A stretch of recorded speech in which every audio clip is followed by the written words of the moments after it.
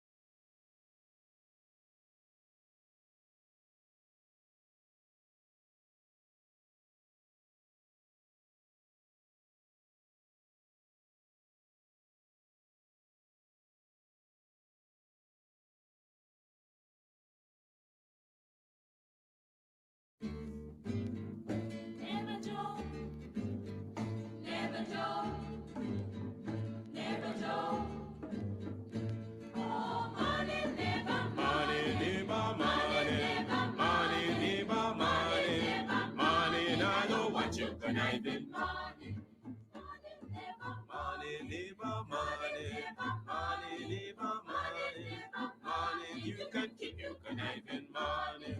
When you've been a corrupt, in a bills there'll be money. Now because your money done, you come with conniving money. When you had your pocket full, in a bills there'll be money. Now because your money done, you hustle to tell me money. Yes, money, neighbor. Money, neighbor, money. Money, neighbor, money. Money, now I don't want you conniving money. Neighbor, neighbor, joker. Neighbor, neighbor, joker. Neighbor, neighbor, joker. That's all the money that me walk for. A 2 pound note and a kill that piece. A 2 pound note and a kill that piece. A 2 pound note and a kill that piece. This is all the money that me walk for. I said money, neighbor, money, neighbor, money, money, neighbor, money, money. I don't want you conniving money. Oh, Joseph. Guyana and Guyanese, at home and abroad.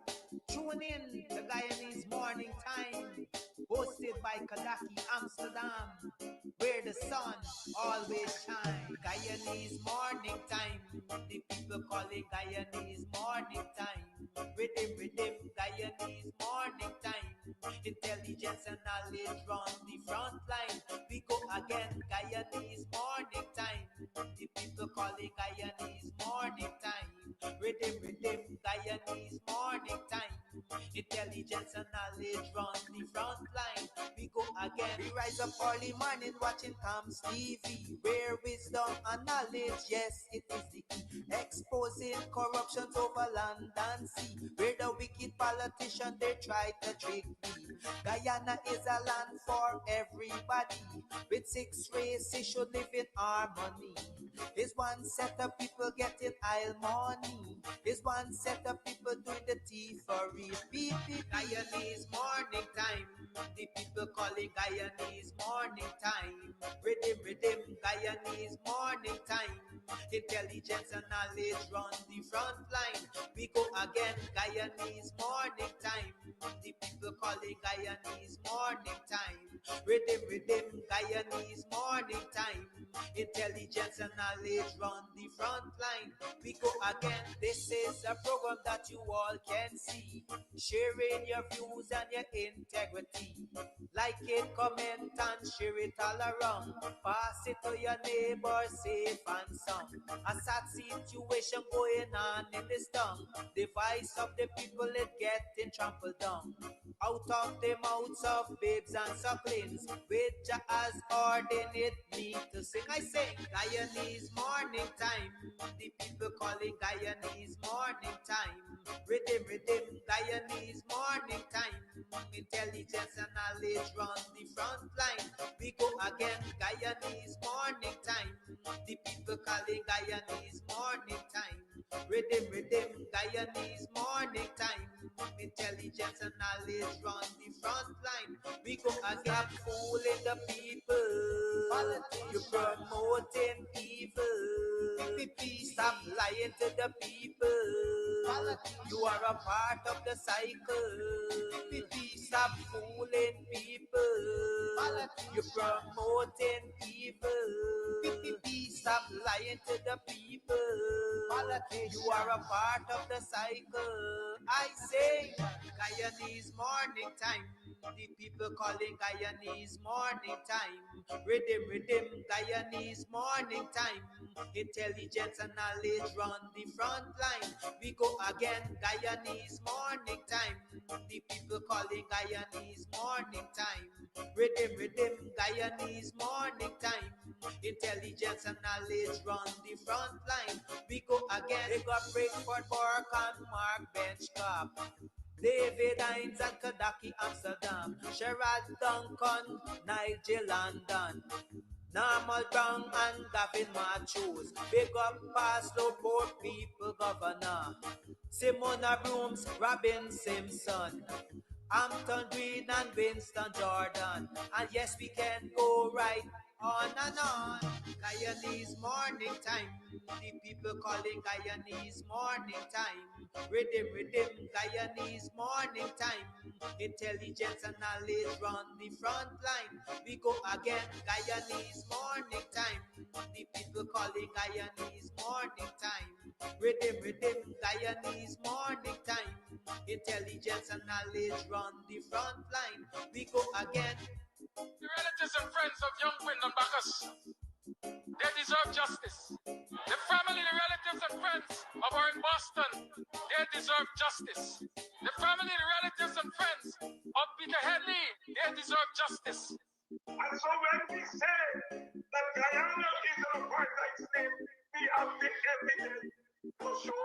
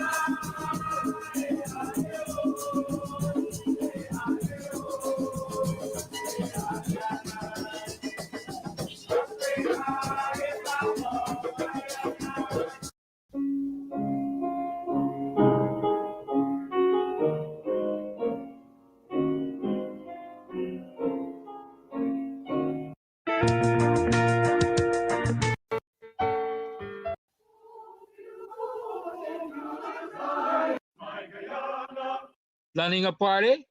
Worry no more. We have all the supplies you need.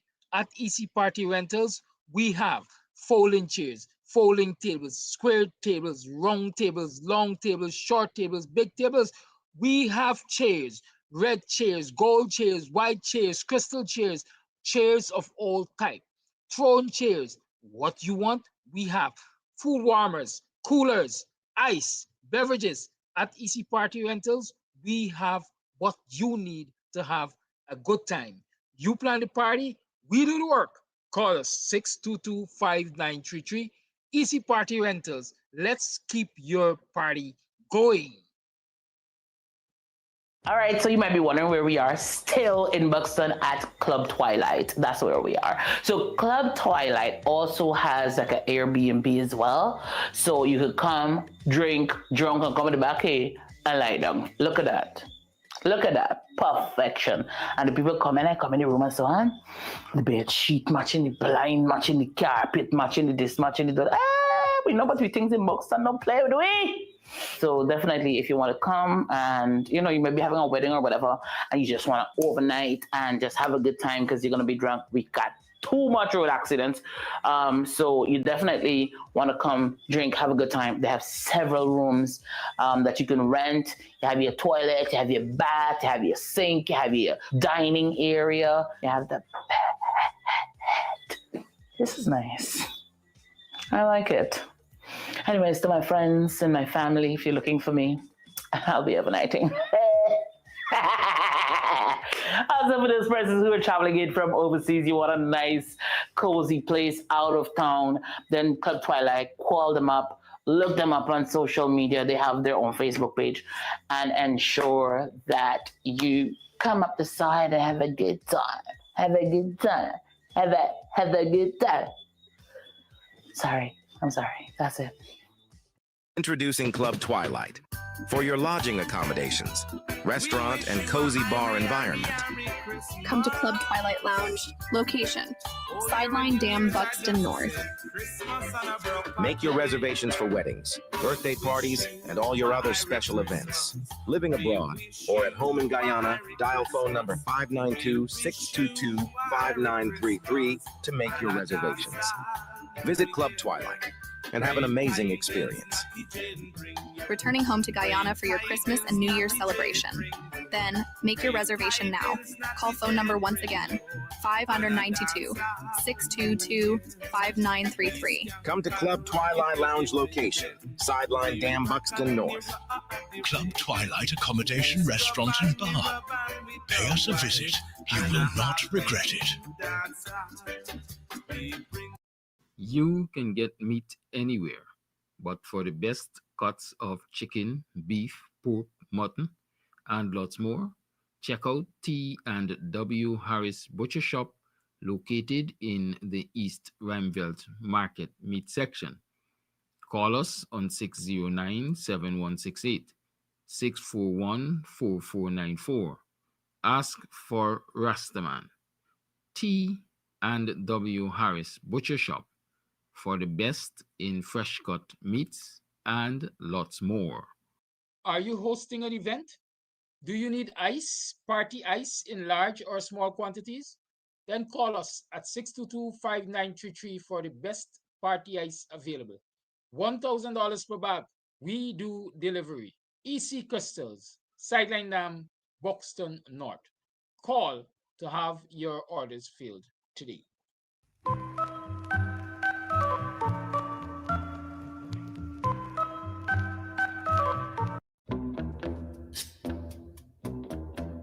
Don't play it no more.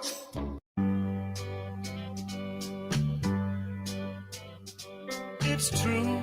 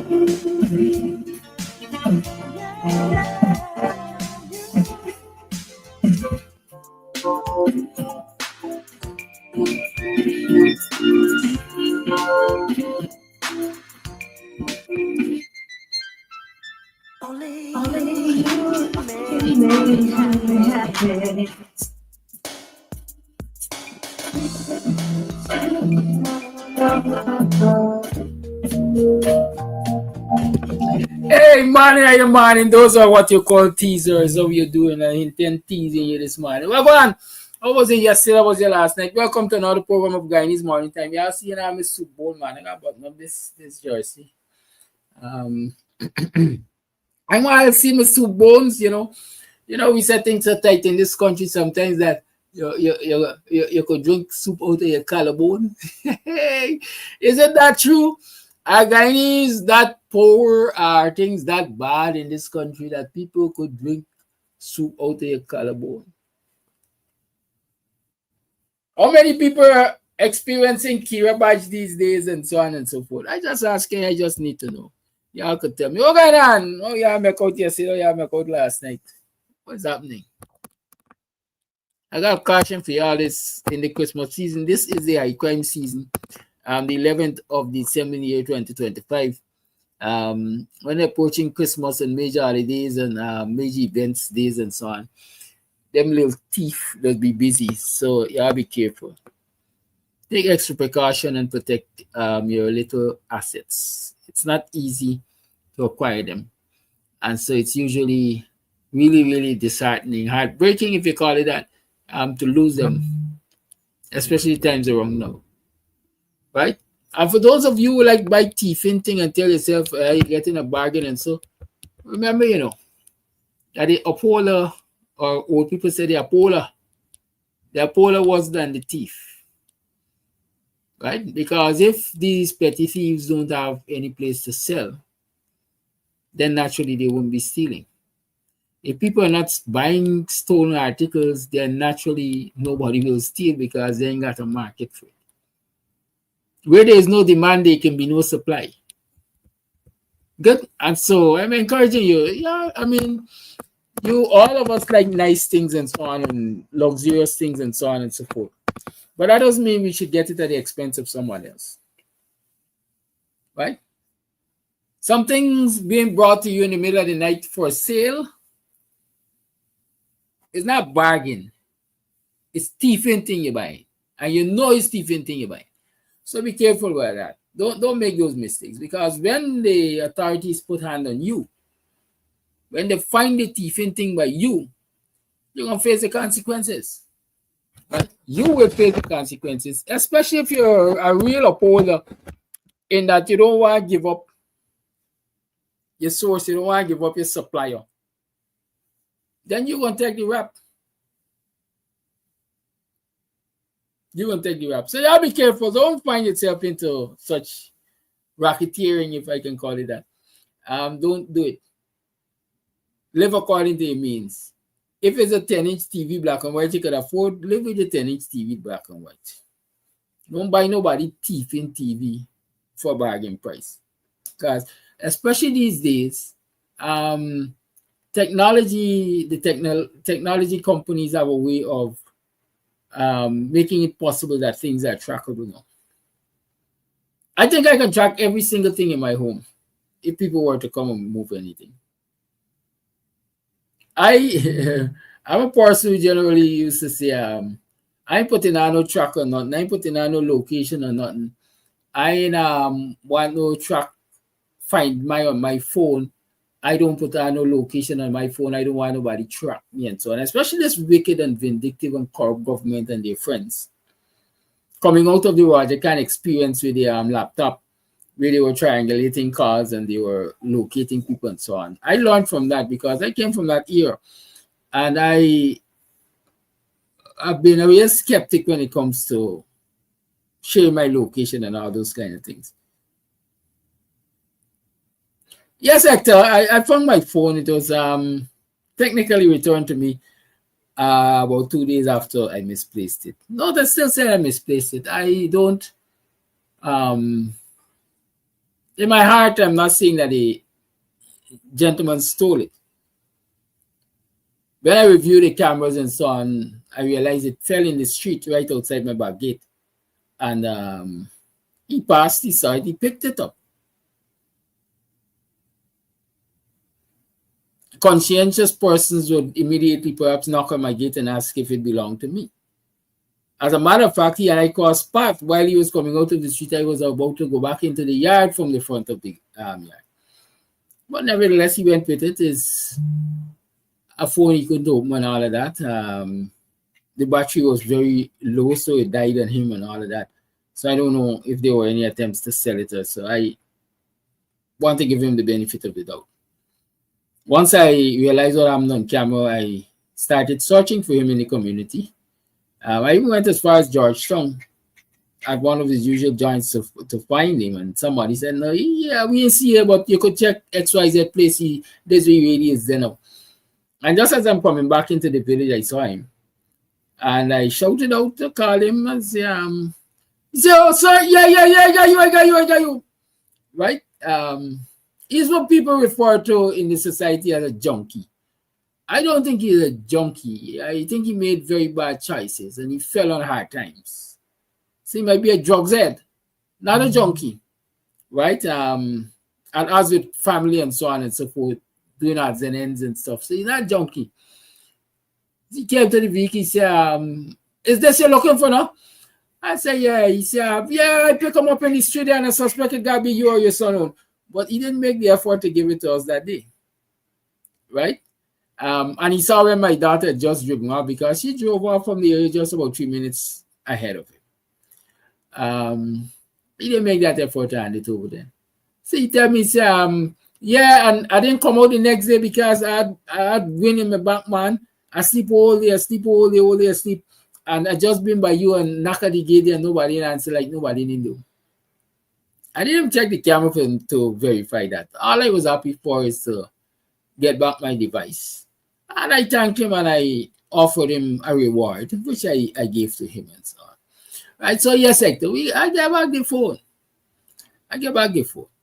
Good. But I was saying that, somebody could have bought that phone and they would have found themselves most likely in the hands of the law because it's a trackable device.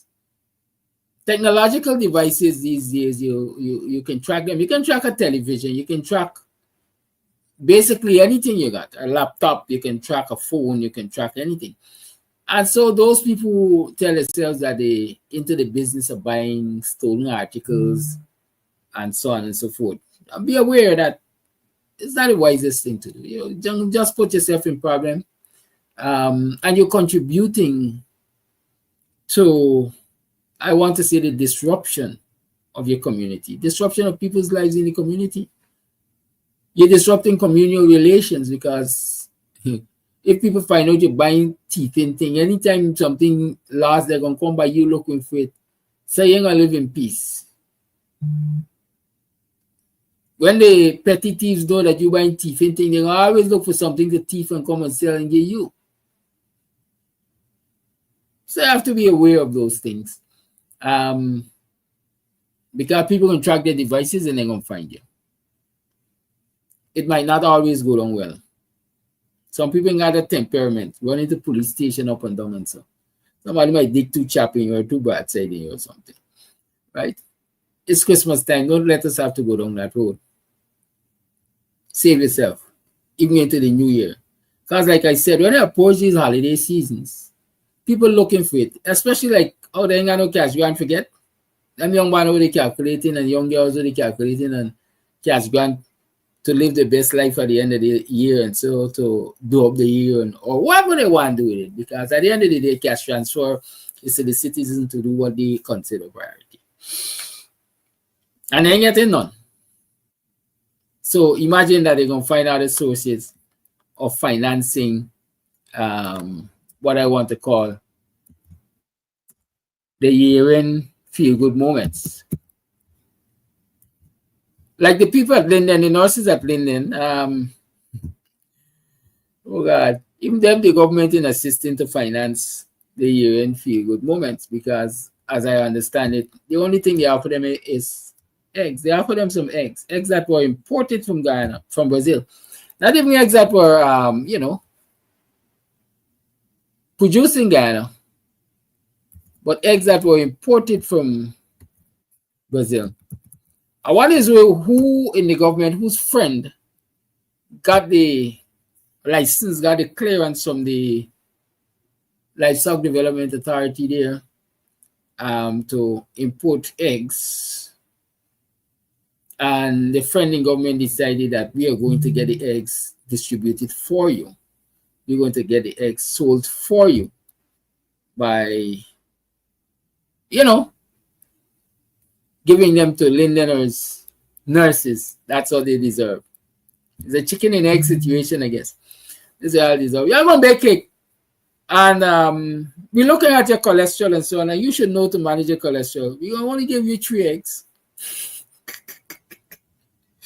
The society is a bad place. Anyhow, it's Thursday. Let me see if I get former Minister of Finance Winston Jordan to talk with us about what's happening in this society.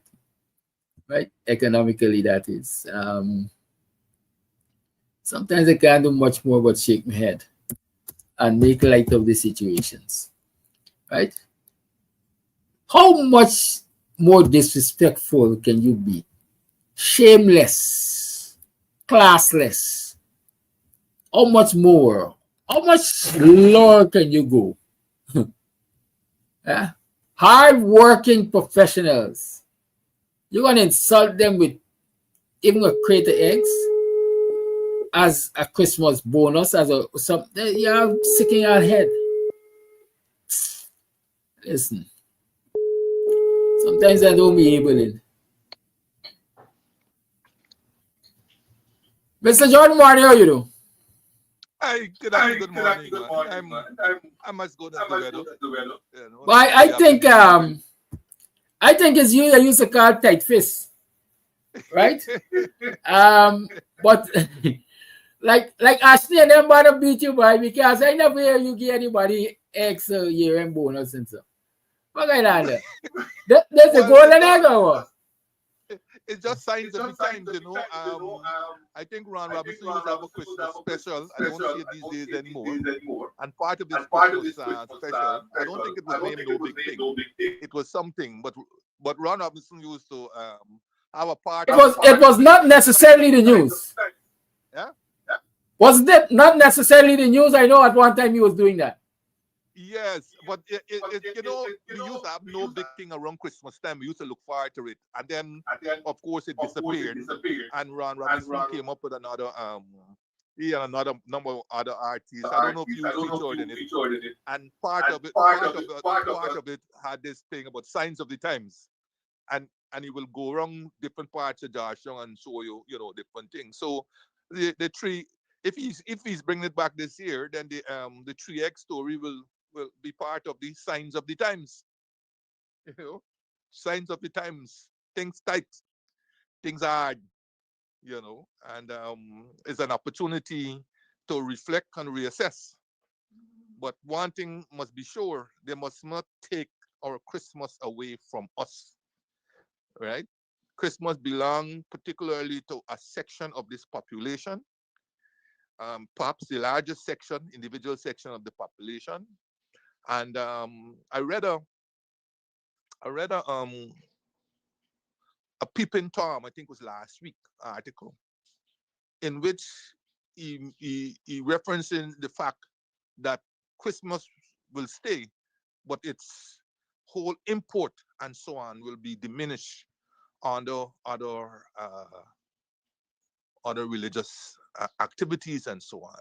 And he may be onto something. We never really think about it, but we may be onto something. When you see the splurge that takes place in other religious activities, they could have easily overcome Christmas, but they will never have the same import and joy and bringing together and so on that Christmas has.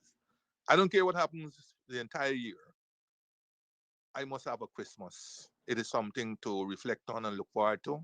Brings family together. That is our Thanksgiving, so to speak, in that we bring the family together and so on.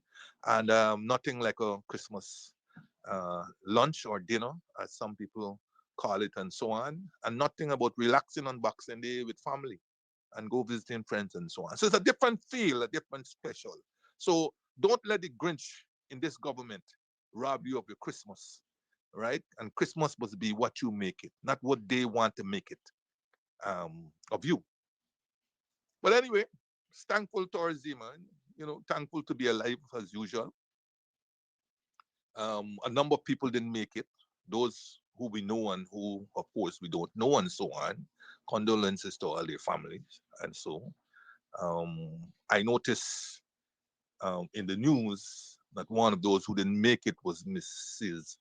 Joan Browman, who apparently died since November 24th and was buried earlier this week. She was the wife of John Browman. And those who are as old as me or older or slightly younger will know John was at one time the permanent secretary in the Ministry of Agriculture. And he was part of a long line of distinguished prominent secretaries in those days. We call them permanent secretary of prominent secretaries, right? People like Chummy Worrell, CSM Worrell, who was there for a long time at the Public Service Commission, Chummy Worrell, and he was part of the earlier recruits for NISIL when NISIL was first established. Chummy Worrell um, was there um, as part of the secretariat. In fact, I think he was the secretary or he headed the secretariat of NISIL when NISIL was first established, right? So you had Chummy Worrell, you had L.E.B. Johnson, legendary L.E.B. Johnson. You had people like Fitzdarway. Fitzdarway also from agriculture. In fact, Fitzdarway became consul general in New York. And he was there in 1992 when the PPP came to power.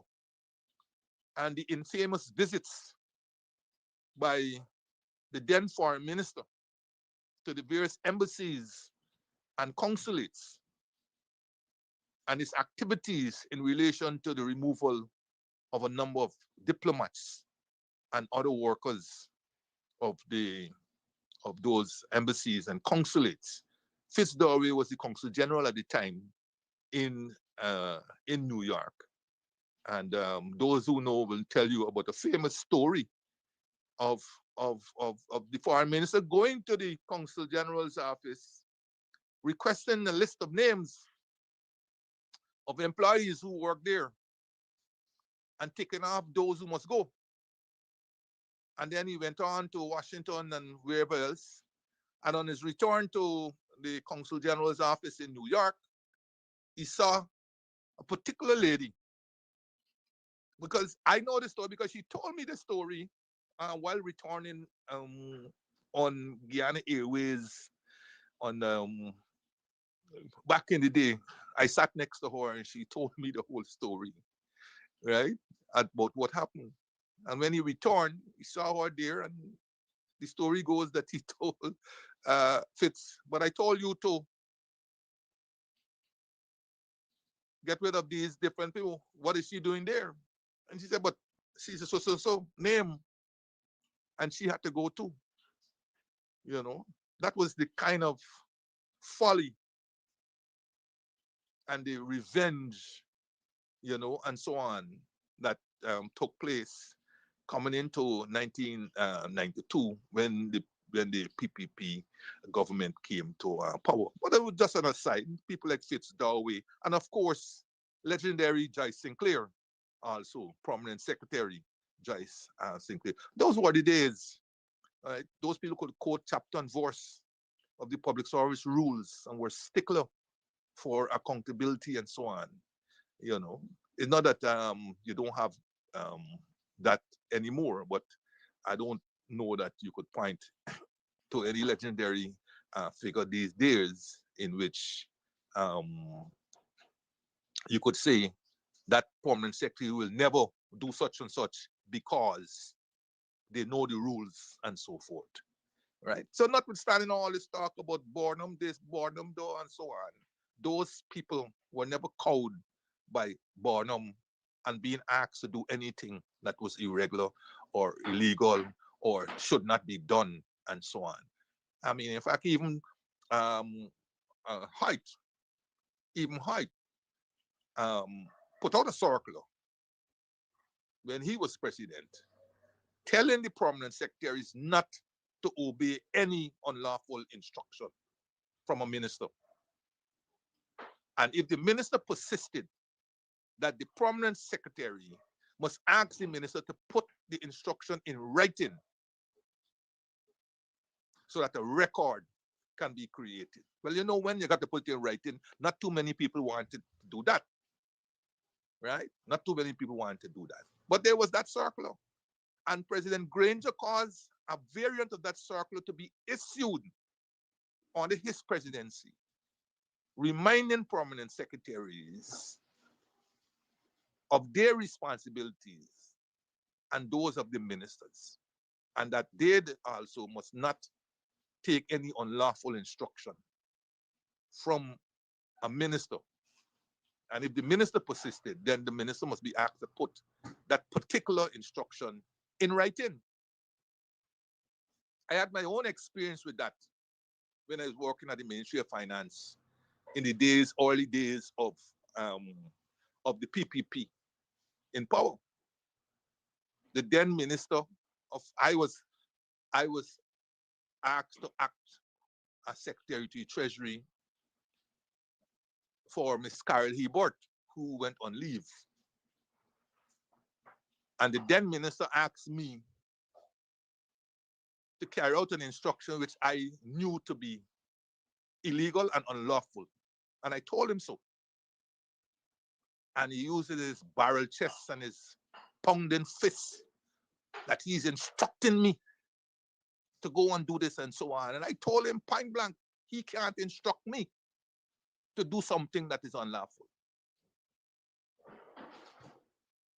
And then proceeded to him and her and talk about how if y'all don't like this government, then you should resign and all kind of thing. I told him it's not a matter of not liking government or so on. It's not a question of that at all. It's a question that I will not carry out any unlawful instruction. But long and short, none other than then Edgar Heligo, who was an advisor in the ministry at that time, told him that the instruction was unlawful. And Mr. Jordan was right in not doing it. Whereupon he backed off and he backed down, mumbled an apology. But at that stage, I decided I had enough for this government. So I resigned in 1994. Resigned because I figured that that would have been one of many other unlawful instructions that will come about, and I refused to do it. So I resigned in 1994. You know. So yes, we had a number of public servants at them when they were proud to be called public servants. You know, so it was just a bit of a tidbit I thought I would leave you in. Well, let me give a shout out to Sherrod Duncan, who's enjoying the snow in South Carolina. He always said that he wanted to enjoy a snowy Christmas. I don't know whether he's coming back for Christmas or before, but he's certainly knee deep in snow. Last time I saw him on Facebook, he's knee deep in snow and trembling. I will tell you, brother man,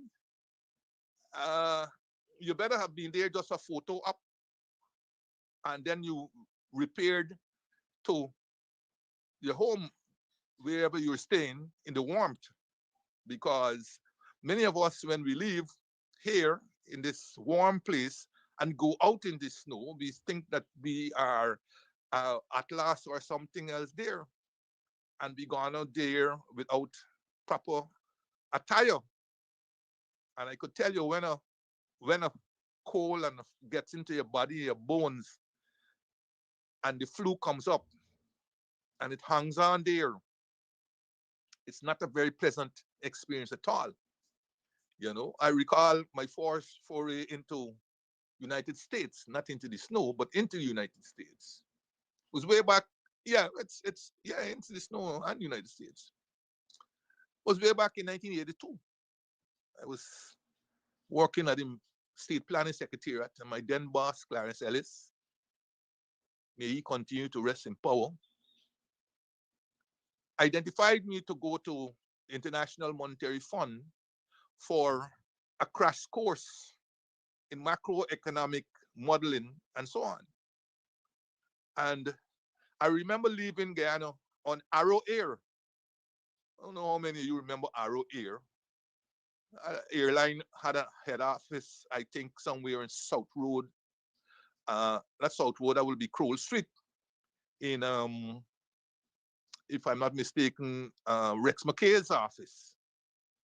Arrow Air. I don't know whether he had anything to do with Arrow Air. But yes, I left here in Arrow Air, dressed in my Sunday best, which was indeed my Sunday best, because all these fancy clothes you see people getting here with these, we didn't have that luxury. We had what you call a Sunday best. And going into New York, the night around about 10 something, the plane is going there. The plane suddenly started getting cold, and I started feeling chilly. But the little warmth in my body was saving me. Eventually, when the plane landed and they opened the door, a blast of cold air hit me. And I had to literally walk as fast as I can to get into the body of the airport, where I felt a bit more comfortable. Now that the heated airport was saving me. So we got through immigration easy and customs easy and so on. I was traveling with the then chief planning officer, Mr. Clarence Blue. May he continue to rest in power also. And when we reached the door coming out of John F. Kennedy Airport, a blast of cold air hit me in my chest, bladam. I immediately ran back into the airport, whereas Clarence, as in Clarence Blue, continued outside. About 2 minutes after he come looking for me, he said, "What are you doing here? We got to leave. You got to go." I said, "I'm not going out there. The place too cold." He said, "You got to go out here. We got to go and get a taxi." Boy, I've never felt undressed or underdressed, as how I felt at that particular point in time. Because usually when the cold hits you, you get both hands and you hug up yourself and try to give yourself heat. But in this case, one hand is fetching a bag, right? And the other hand is trying to give your body that warmth, you know.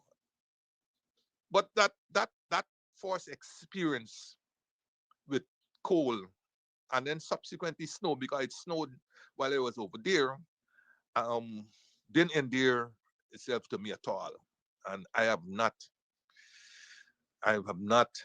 played any games when it comes to cold weather and snow. So I thought I will share the experience that I know that Sherrod is going through. And while you're over there, buddy, buckle up.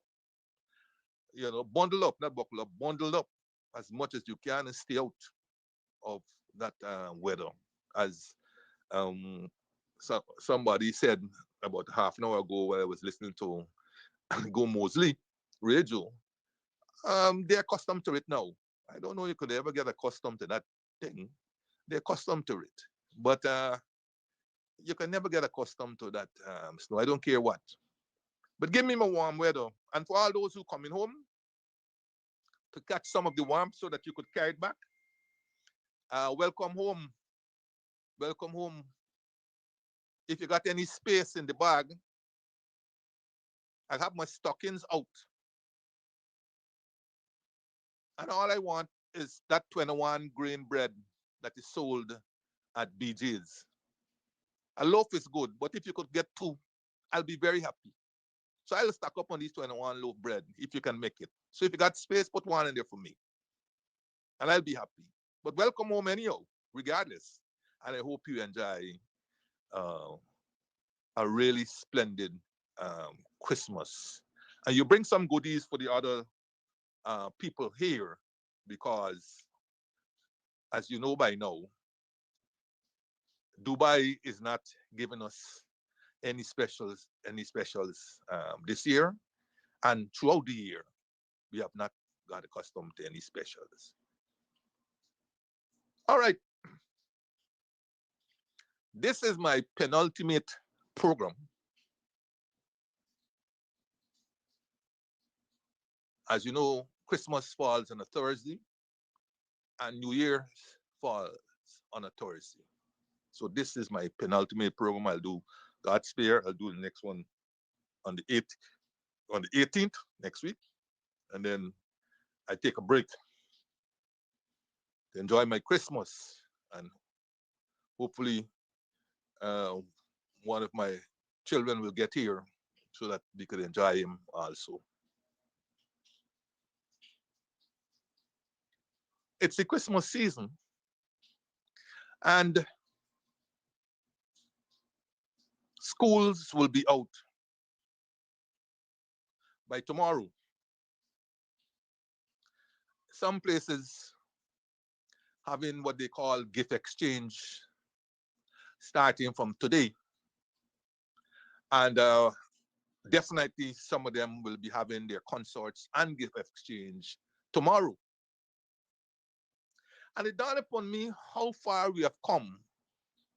And I'm not sure whether it's for the good, bad, indifferent, or more or less the same. I would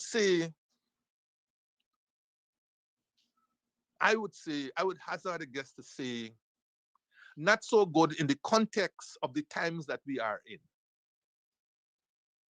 When we grew up, as many of you perhaps will recall, we didn't have no gift exchange on the last day of school. We met, we came, we were asked to bring games while our teachers marked their papers and so on. So we were asked to bring games, whether it was Ludo or Snakes and Ladder and so on. Or we were sent out to play in the yard and so on. We came in our Sunday best because from about 1 o'clock to about 3 o'clock or thereabouts, or even 4 o'clock, we'll have what is called ice cream matinee, where you'll sing carols, and then you'll partake in cakes, a slice of cake, and maybe the boys will be asked to grind the ice cream. Back in those days, you had this ice cream container where you got to put in and you put ice in, you put salt, and then you torn this thing and you torn this thing and you torn. You got to keep turning, because otherwise, if you stop it, it's gonna fall, right? Keep turning, right? And then eventually the ice cream comes, and then they put them in the little cones, and you give out. And then you may have to make a second and even a third rung of ice cream, given how many people might be there and so on.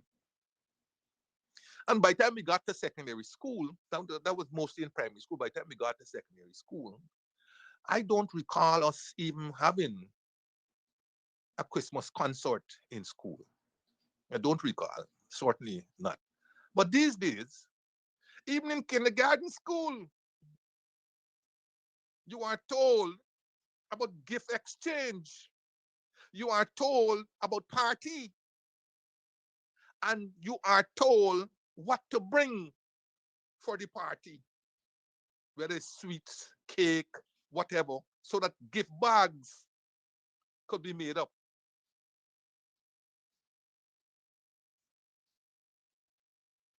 Who don't have to bring a carton of soft drinks, have to bring cake, have to bring sweets, chocolates, and all these different things. Plus, you're asked to bring a gift. Not only a gift, the gift must be a minimum of a certain amount. This morning I was hearing that the school which my grandson goes to, the gift that he has to bring has to be a minimum of $3,000. And this is not a case where when the gifts go now, you put it in a bag and think, no. Prior to the gift exchange, it is identified who you're giving this gift to. And that person will say what they want as a gift. See, the whole thing about gifts and presents and all these things, change up. We were hoping for a surprise. That's why you put it on your stockings out there or under the Christmas tree. You try to hide all the gifts on the Christmas tree so they look fresh and they look surprising on Christmas morning. Here, no, all that is gone. All that is gone. The element of surprise is gone. People telling you what I want. It's like weddings. No longer you could just bring a present. People saying, my gift list is at X store. Or people telling you, I don't want any material things, only cash. People now telling you. So the whole concept of gift, which is a gratis, telling you now what they want. No, I got pressure cooker. Don't bring no pressure cooker. So the gift exchange now has come to that. And some of these parties are out of control. As you will notice on Facebook and social media. Some school having some Christmas party that appeared to be unsupervised, with little children engaging in behavior, in adult behavior, in the context of the dance and the whole behavior and so on. Unsupervised. And that is not restricted to little children. You no longer have afternoon parties anymore. In certain places, the parties are nights. And the parties not even being held in schools where they can be supervised. They are held in either somebody's house, some rich person's house, or at some disco. I don't know if we still have discos anymore. I don't know what you call them these days, but back in the 70s and 80s, you had discos, right? Or some other place where more than adult behavior takes place. So we don't know, I don't know, when you look at these things, whether this is development or whether we are retrogressing where this is concerned. But you see, growing up, we didn't have to worry greatly about things like drugs and and so forth. I don't want to say teenage pregnancy because our foreparents were good at hiding teenage pregnancy. So I don't want to go down the road, but certainly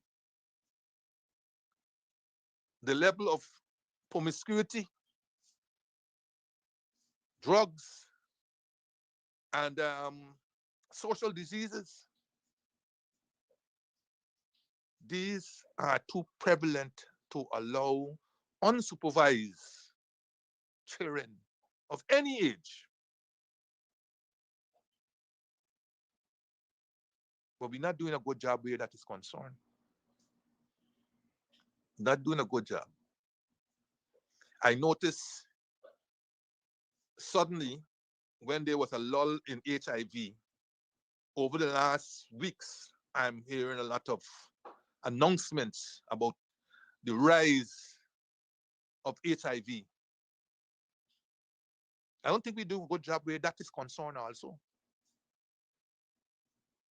Because we're not putting that into the schools, into the youth clubs, and all these different places. I don't think we're doing a good job where that is concerned. But yes, these schools must spare a thought for the economic stress that most parents are under, and not to impose any more financial demands on them. And the Ministry of Education in that regard should put out guidelines. Should put out guidelines. Clearly, it is not compulsory. It should not be compulsory. And no child or parent must be made to feel neglected or otherwise if they can't afford a gift exchange or to send their child to a Christmas storm party. Things tight, things hard, things rough. And at no time, any child should be made to feel unequal because they can't keep up with the Joneses and the Harry Singhs.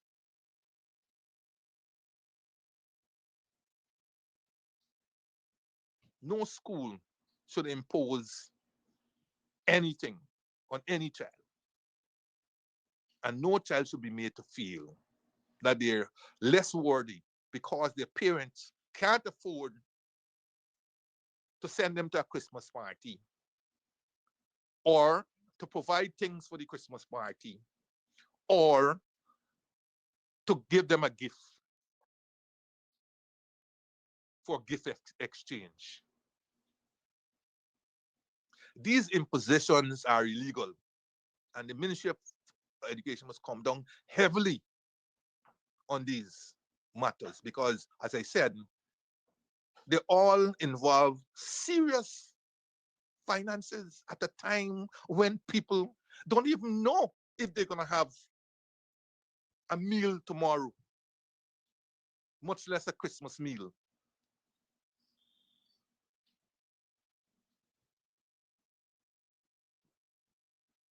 And I talked about the Grinch visiting this Christmas here. We will come to the cash grant soon, but I'm hearing increasingly that many places will not be having Christmas party. Have you has anybody, as I said before, it doesn't feel like Christmas. I said this a couple of weeks ago, it doesn't feel like Christmas. And one of the reasons for that clearly is because, as they say, money not circulating. Money not circulating. Money, when we say money not circulating, it's not meeting as wide a people as possible. I know stores are trying to go lower and lower in terms of discounts and so on. Many of them have stacked up, not realizing that the back pay had already been paid in July, I think it was, or June. Might be in July. But they were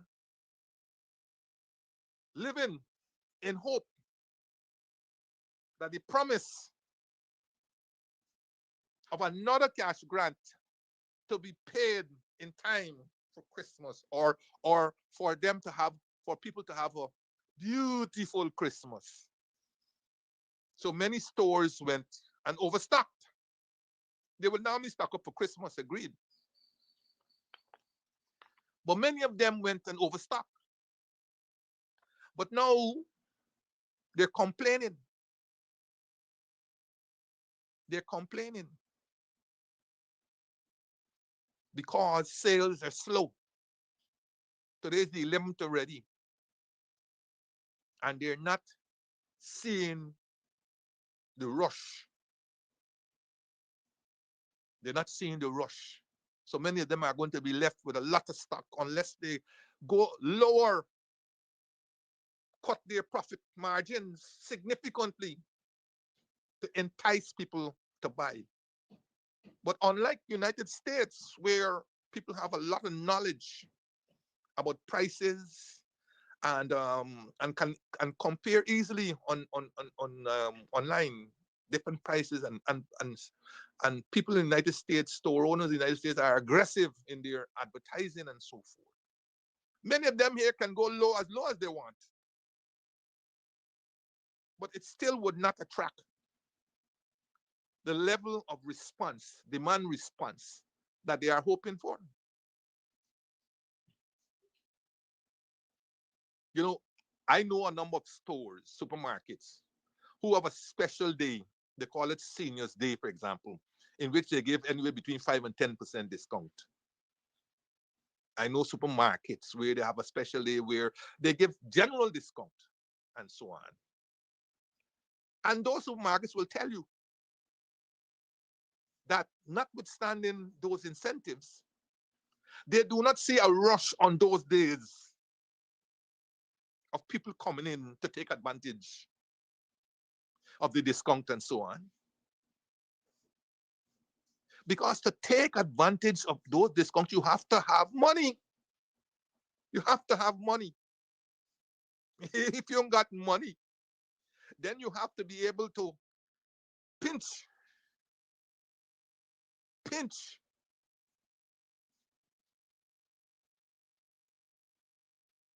You know, you may get a good deal today, and you say, boy, let me buy about 10 of this because I know when again you can think. But when you buy 10, it means you have sucked up a lot of the money that is required in many other areas. You know? And then you have to have space to store these 10. And if they are perishables, you have to worry, which I'll come to soon, about blackouts. Another Yori may get into the Kingston plant and black out the whole country. This is not unknown. In the 80s, we experienced such blackouts, where even on Christmas Eve, as you bake your cake and so on, you have a blackout. Blackout. And so forth. So people aren't taking chances anymore. It's not that fridge and freezers have become ornaments, but people aren't stocking anymore. because GPL and the government don't have any track record of compensating you for losses due to outages. No track record. So why would you go and stock up on ham and turkey and chicken and fish and whatever else, put it in your freezer only for a blackout? But I'll come back to the blackout part just now. I got ahead of myself.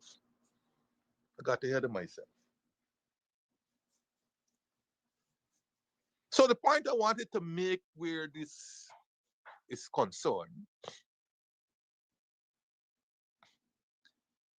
tell the government don't steal our Christmas. If you work all year,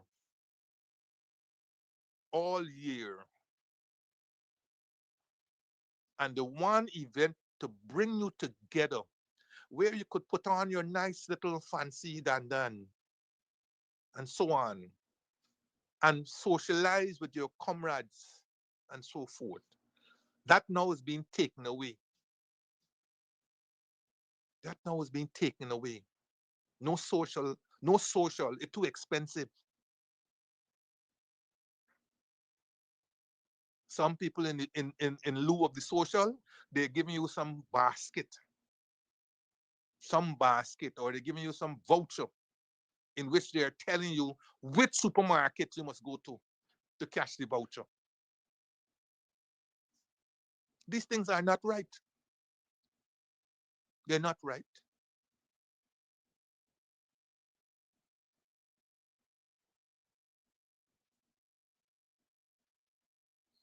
So, but then again, if people don't talk up, then again, if the government feels that they can do this and get away with it, as we say, then not only will it continue, but it will worsen. Today there's no social. Today there's no Christmas party. Tomorrow there's not even gonna be a cash voucher or a food voucher or whatever voucher you want to call it. Which brings me to last week.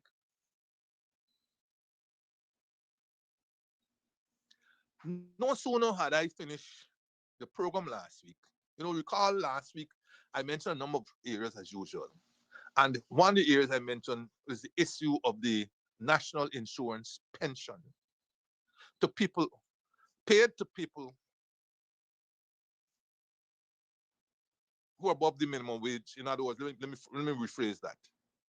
People who are above minimum pension, which is half the minimum wage, have not received an increase in their pension since 2019. And 2019 would have been associated with the coalition government. And come to another individual there, because all you hear about is what the coalition didn't do. But they never come out here singing the praises of the coalition of what we were able to achieve. But that's for another time. Those above the minimum pension receive an increase every year under the coalition. And can you imagine? A government serve a full term from 2020 to 2025 and never gave a single increase in the pension, NIS pension of those who are above the minimum pension. Can you believe it? I reference the instance of my friend. He is 75 years old. 15 years ago, he would have been eligible for NIS pension. top civil servant, a top public servant. 15 years ago, that would have put him at 2010, 2010. Now remember how NIS is calculated. Perhaps you don't know. Maybe one time I'll come and indicate how this is calculated. But your last 3 years of salary, okay? So his last 3 years salary would have been 2010, 2009, 2008, 2007, going right back to about 2007. You check and see what salaries would have been then. Check and see what salary is. So his NIS pension will be based on that and the number of contributions that he would have made. And he made more than the maximum contributions. The long and short of is that since then to today, his NIS pension is just about $78,000. He's 75 years old, has recently qualified as a disabled person, and he's getting $78,000 a month.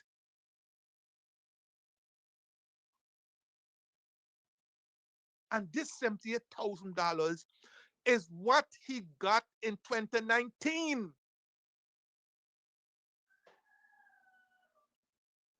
And in 2025, he's still getting $78,000. Oh, buddy, oh, y'all tell me. Tell me. Isn't this criminal? In a society where we're talking trillion-dollar budgets? In a society where we're talking the oil flows per day running into billions of Ghana dollars? This man, like so many others, are left to fend in an environment of high inflation, high cost of living, requiring more medical treatments, and so on. And remember, NIS doesn't pay you for any medical situation that didn't occur prior to you attaining the age of 60 and that they have a record of. So if you were in perfect health prior to 60, but now you, with the aging process, you have maybe an eye disease or something, NIS is not going to pay you for it. They're not going to reimburse you for it. So you have to find your money for your own medical and all this kind of story. And yet this government that sits on a pile of money is refusing to review the NIS pension for those who are minimum pension. And you know what is worse? Those who would have been above the minimum pension, many of those who were above the minimum pension in 2019, they are now subsumed in the minimum pension. So that you let me get an idea of this. Let me tell you what the idea is this. Let's say in 2019, when the minimum wage, I think, was how much? 70,000? Let's say 74,000, right? So that will give us 37. So half will be 37,000, right? So let us say you are getting $40,000 in 2019 as your pension, monthly pension.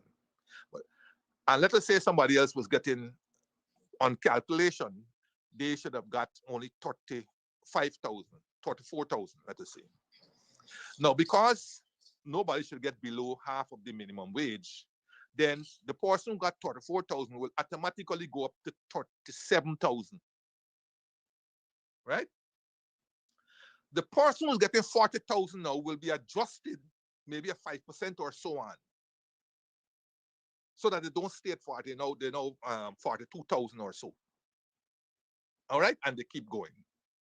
And that adjustment takes account, of course, for parity, inflation, whatnot. Okay, it may not be, and of course, ability.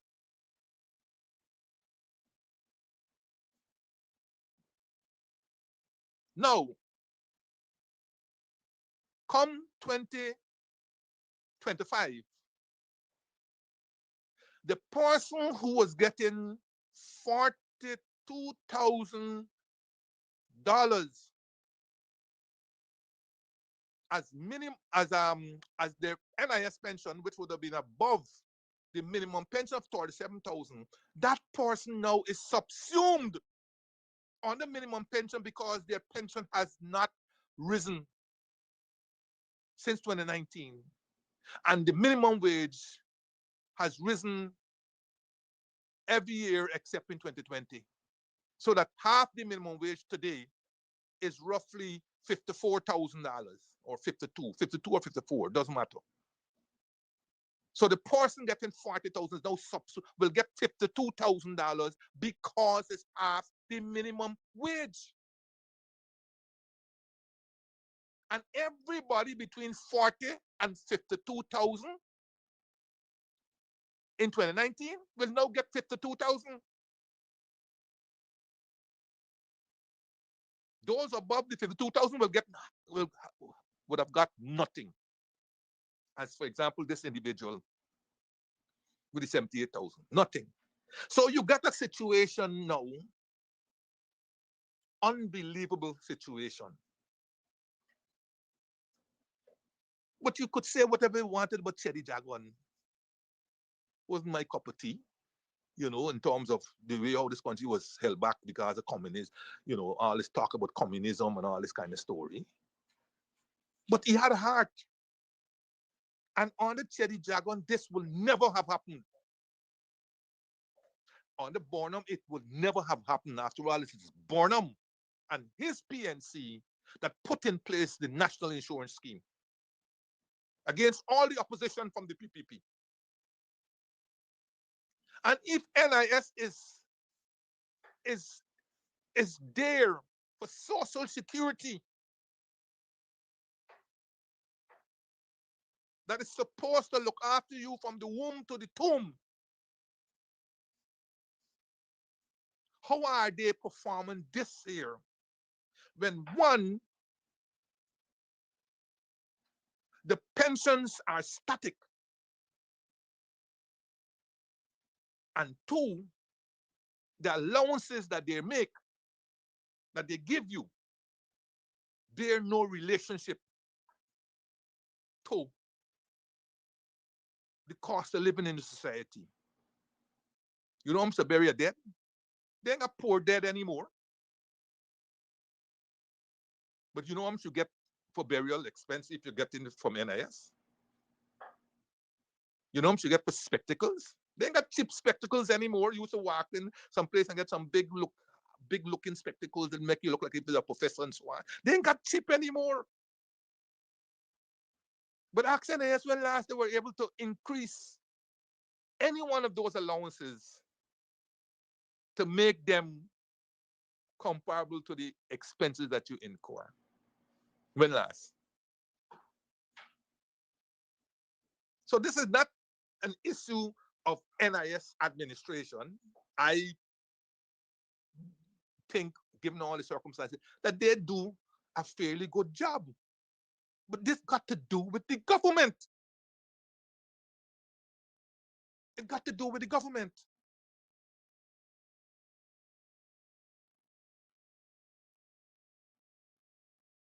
The government could find time giving out a cash grant here to fisher folk, a cash grant here to rice farmers and all this kind of thing. But those who are not in those categories will never benefit. Certainly not in the way how these get, because those people benefit from the special grant and they benefit from the general grant. So fisher folks get 150,000 all in the year, and if the government declare another cash grant, they will get it too. How can this level of discrimination continue?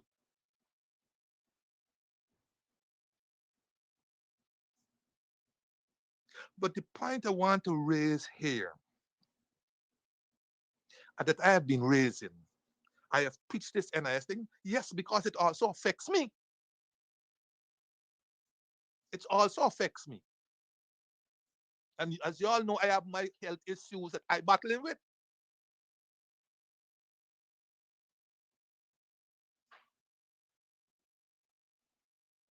But you got a heartless government who will look at an institution that is meant to assist you in your old age, among other objectives of creating that institution, is going to find every reason why they will not put that institution on a footing that allows it to pay reasonable allowances and benefits. And this is not a case where they don't have the money. Trillions of dollars are flowing through the treasury. And the foolishness of saying, well, this is not a government matter, it's an NIS matter. What are we talking about here? What are we talking about here? But the government will not be moved as in this, as in every other instance, if there is not a collective voice on these matters.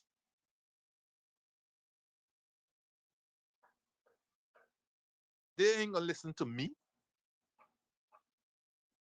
but they will be able to listen to me and thousands of others if we raise our collective voice. But you know what happened? Let me read the letter to the editor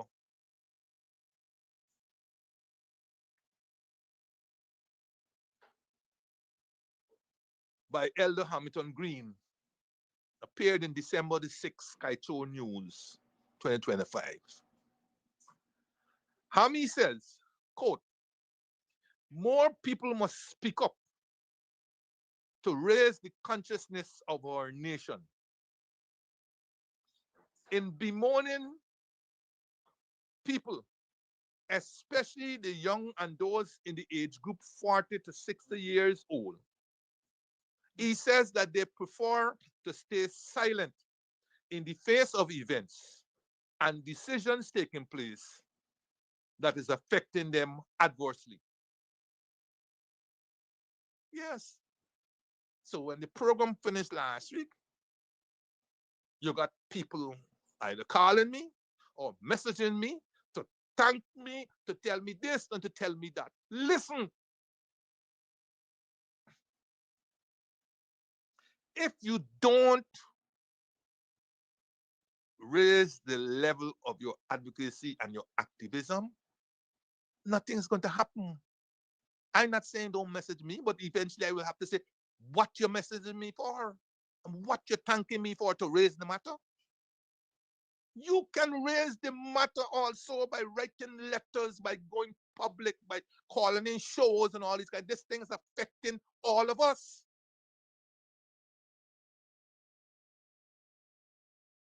I'm no longer a minister. I can't do nothing about it. I'm no longer a member of parliament.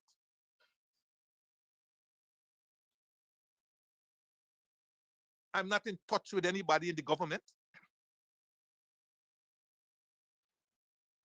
But I do my part. I have written letters last year about this matter. I've consistently raised it on this program. But where are the other voices? Where are the other voices? In this and so many other matters, where are the other voices? Everybody wants to call you and congratulate you on raising it and tell you more of their problems. Listen, I'm not the problem. Don't give me your problems.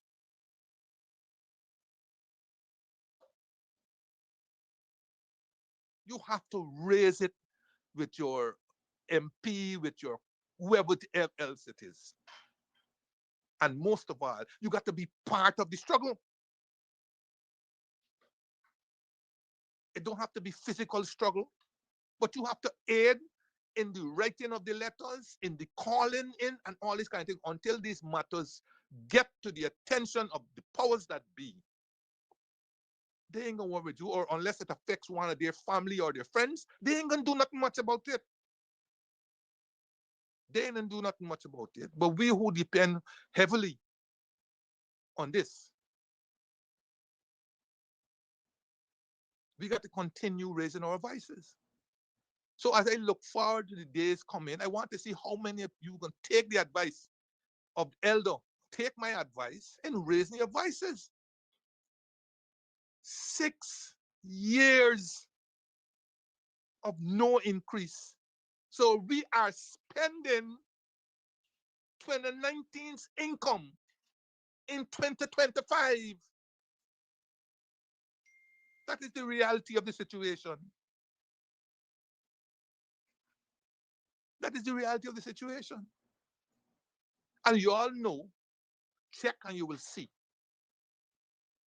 The period 2015 to 2019, or up to 2020, represented easily the lowest period of inflation perhaps ever in the recent history, definitely in the recent history of this country. So $78,000 would have carried you a long way. But try buying the same basket of goods in 2025 with $78,000. I see yesterday reading some Dr. Tiloki Dipu or something like that, sign his name as economist. He probably ain't telling you that he's well ensconced in the Guyana embassy in Suriname. Talking about all the things that the government has done, one, let me write down that salaries have increased. Nobody ever said that salaries have increased.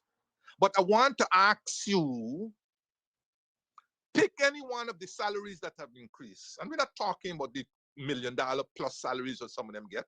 Pick, for example, pick the minimum wage, for example. Minimum wage today, 104,000, 105,000, 106,000, whatever.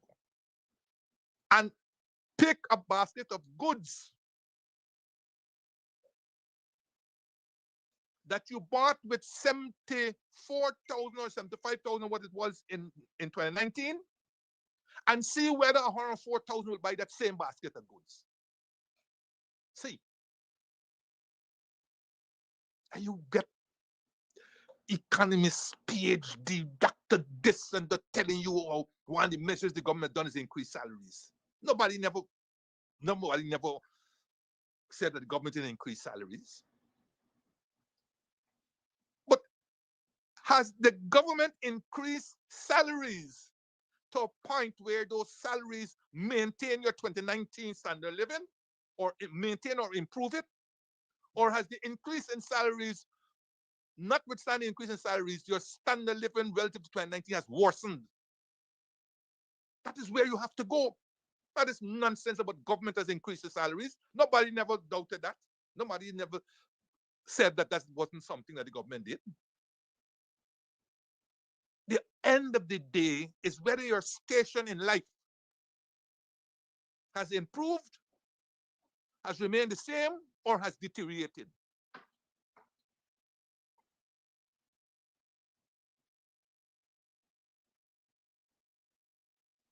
And let's go down to the minimum wage. Ask any minimum wage person. The minimum wage today is 100 something thousand. But ask them if they can buy the same set of items that they bought in 2019 with $74,000.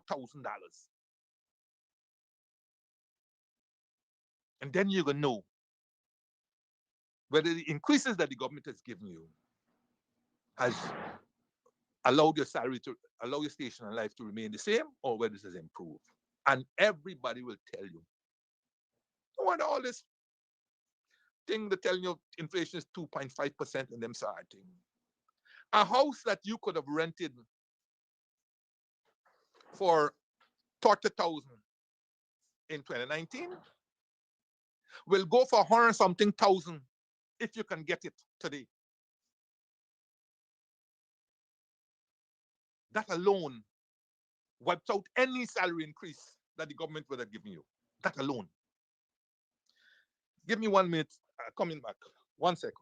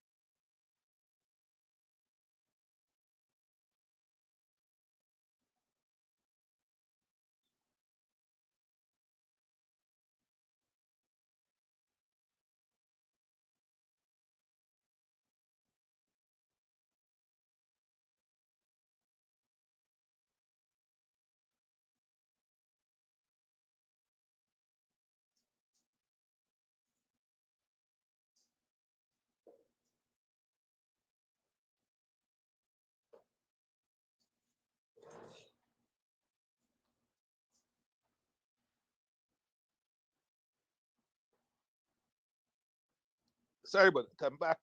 Sorry about that. Yeah. So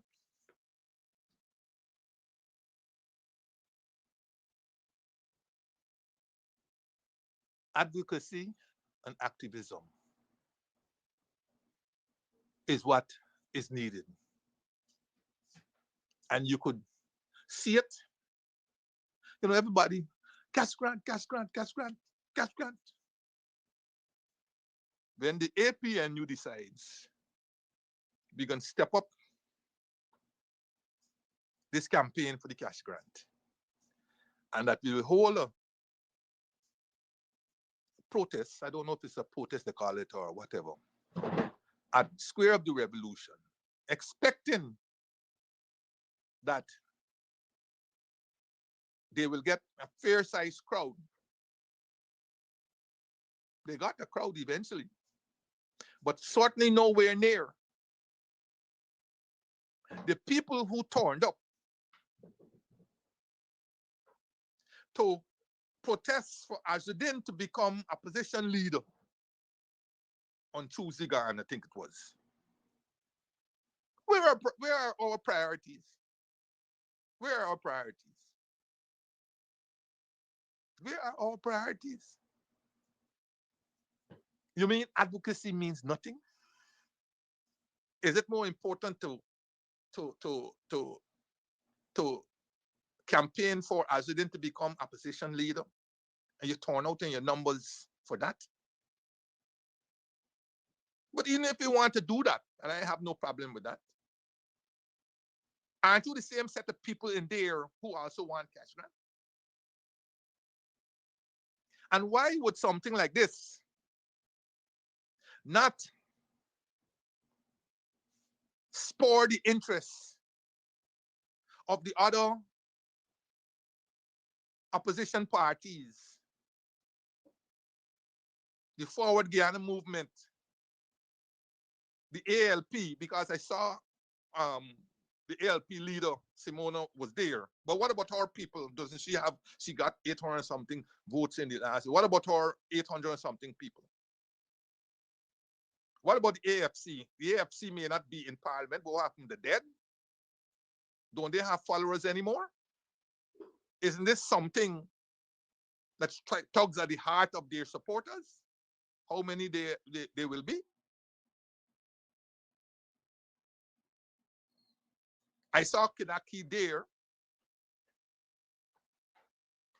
But what happened to the WPA supporters?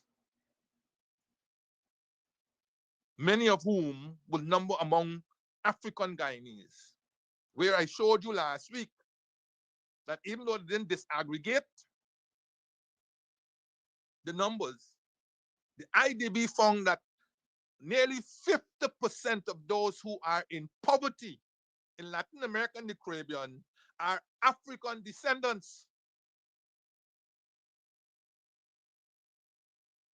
And we have a lived experience right here in Guyana where that is concerned.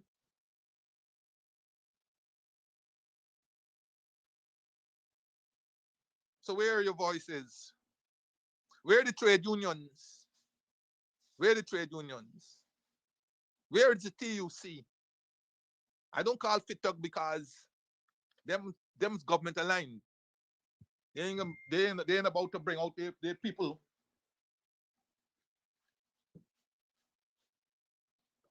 But where are the unions? Where are the civil society people? Where are the red threads and all these people? Advocacy. Because you know what happened? What they don't seem to understand. In unity, there's strength. The power of numbers. The power of numbers. But everything got to be labeled political. Even when it tugs at your heart. Even when you can't put food on your table.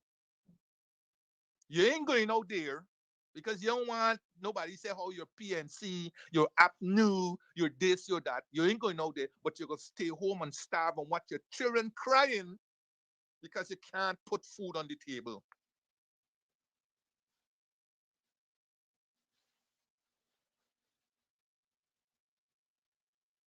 Where's the advocacy? No, must give APNU the props for this level of activism that they are going through. I hope they don't burn out because they've set a good pace. But I would like to see concerted effort rather than this standalone that seems to be happening. Some people seem good at their computer, sending out messages here on International Day, this day, that day, and so on. Seem good at doing that. But seem loath to be seen in the advocacy part, the real drudge work, the hard work.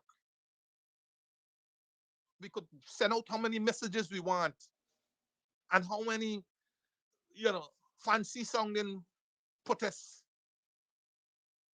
words and so on. But until you can put the advocacy and the activism in practice, nobody's gonna bother with you. Just another, message and so on. So it must be hard trying to convince a set of people who are suffering. No doubt about it. And it's across the board. It's got nothing to do only with African Guyanese, I mean, no study has been done. Again, coming back to this Economist letter in yesterday's papers, I think it was. He arguing that notwithstanding the numbers put out by IDB and World Bank about the high level of poverty in Guyana, poverty must be lower than that because of all these different things that the government would do. Well, then if poverty is lower than that, why doesn't the government itself put the numbers in the public domain? Why don't they put the numbers in the public domain? Why would a professional economist put his reputation on the line by talking that even though 58% and 48% and whatever was put out by IDB and World Bank respectively, it must be lower than that because you did all these things. You're quoting what IMF said and all these different people. All of them are saying all these things. Listen, I deal with IMF and all them too long to know. Too long to know that the IMF of today is not the IMF that I dealt with in the 1980s when we were trying to put together a structural adjustment program. IMF today is a soft soap. Soft.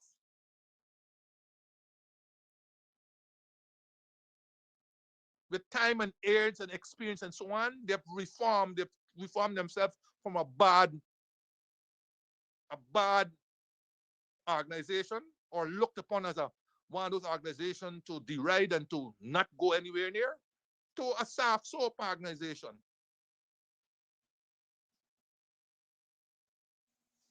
And so IMF saying that poverty reduce. IMF said, even if IMF said that, they have produced not a single number showing what is reduction in the poverty.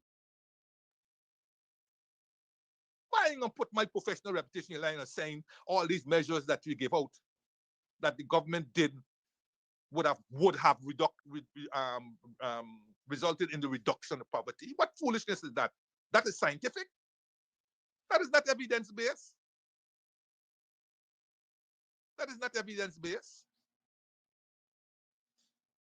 If you got the numbers, why wouldn't the government, proud of all the measures that they claim that they have put in place, why wouldn't they be the force to put the numbers in the public domain as to how poverty has declined from what it was in 2019? Why? 6 years afterwards, there are no new numbers as they claim. Why? You can't even get a census, much less a HIES. The last HIES, I believe, was done under the coalition government.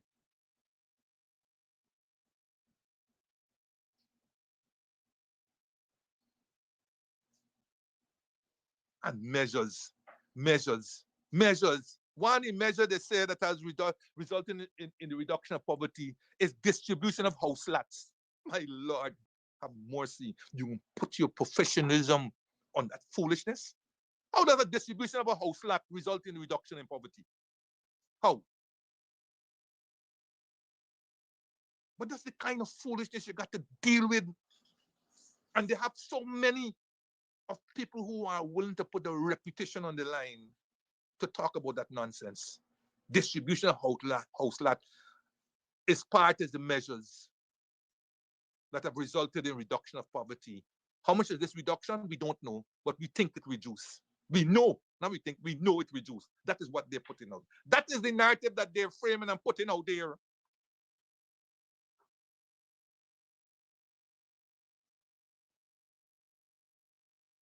The government ever wonder why, notwithstanding all of the measures that they said that they have done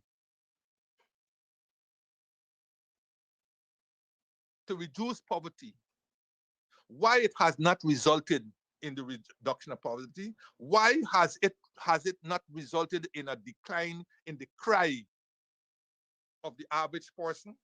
Why it has not resulted in a case where people now couldn't care less about what the government does? They are increasingly disengaging from the government. They don't believe in you anymore. Yes, they're going to vote for you again. But that's another story in terms of everybody knows how voting in this country concerns. They go vote for you again and they cry after the next day. CN Sharma got your own experience where that is concerned. They go there at CN Sharma in the days gone by for help. CN Sharma help them and so on. Yeah, me I vote for you. Only for him to find out that they didn't vote for him. But next day after the results come out, they line up back there by him for help and to tell you all the problems. That's how it goes in this country. That's how it goes in the country. House lot has resulted. House lot is among the measures that has resulted in reduction of poverty in Guyana. We don't know what's the number. And the government refusing to put out this so-called reduction in poverty that they're talking about.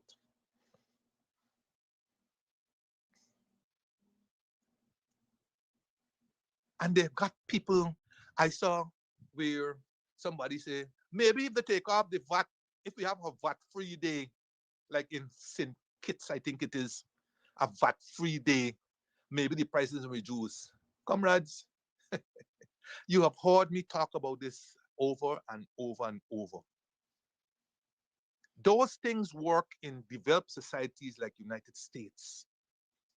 It work in orderly societies where the government and the private sector and the consumers association and so on got arrangements so that when the government reduces or removes the tax, it's reflected in the price of the good that reaches the consumer or the customer. Not in Guyana, not unless the government has a stake in it, as in the case of Guyana. I've made this point over and over and over again. None other than the president himself, I think it's last year or all this year, was scolding the aircraft association people about their prices and reminding them what the government had done for them in terms of removal of taxes and so on, and yet still the prices are so high. But he himself is learning a signal lesson.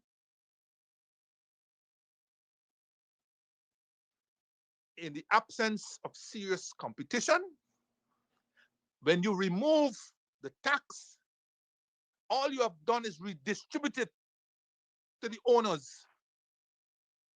That's all you do. There are numerous examples of this in Guyana, numerous. It happened also with the school fees. Then we removed the tax. Instead of school fees declining, they went up. Some places increased the fees by 10% and so on. There's an excessive demand in these areas, or the markets are in collusion, the producers in the market are in collusion, or they're so small, they're so few that they don't have to. And now you're seeing a phenomenon growing now where it was thought that Chinese are cheaper, but Chinese catching on. They're also catching on. They're also catching on. So this is umpteen time I'm asking the government. You keep crowing about all these measures. Itemize a million measures that you have taken since 2020. And yet still, poverty is where it is at. Extreme poverty is where it's at. You can't, since 2020, put out a single number to show how poverty has declined. But you are willing and get all these people to put their reputation in line to claim how, well, we did all these measures and poverty must have declined because we put all these measures in place. What or not you don't seem to understand? What it is that you don't seem to understand? You have done all those measures in the gold sector, for example, and look where you're at. You're begging people in the gold sector to increase their declaration, notwithstanding the fact, as you said also, you reminded them how much measures you have put in place. Kudos to you. But you don't seem to understand in these kinds of societies and in these kinds of markets how they function. All they do is the producer appropriates what you have taken off. They don't pass it on to no consumer, or they rarely do. And even when they do, that gesture is short term, it's not long term, because you go back to the market next week or the following week, the price gone up again. And you know what they're going to tell you? Well, we restocking, or we haven't restocked as yet, so we have the old prices with the VAT in it. What is it that they don't understand? What is it that this government don't understand?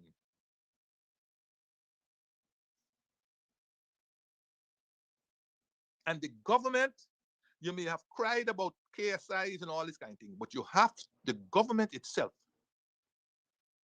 will have to come to an understanding or a realization that just like Guy Oil, they will have to enter that retail and distribution market, especially for basic consumer items.